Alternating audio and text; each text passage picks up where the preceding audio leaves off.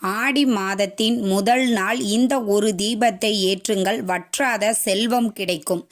என்ன தீபம் அப்படின்னு பார்த்தீங்கன்னா, நம்முடைய நிலைவாசலில் குலதெய்வம் குடியிருப்பாள் அப்படின்னு சொல்லியிருக்காங்க இல்லைங்களா.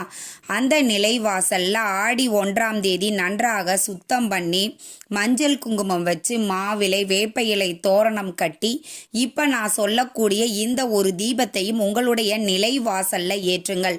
என்ன தீபம் அப்படின்னு பார்த்தீங்கன்னா, ஒரு பூஜைக்கு உண்டான தட்டி எடுத்துக்கோங்க.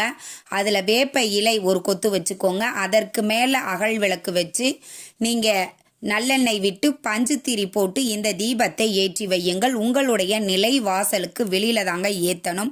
உங்கள் நிலைவாசல் படியில் கூட நீங்கள் வச்சுக்கலாம். இந்த வேப்பிலை தீபத்தை ஆடி மாதத்தின் முதல் நாள் நாம் ஏற்ற வேண்டும்.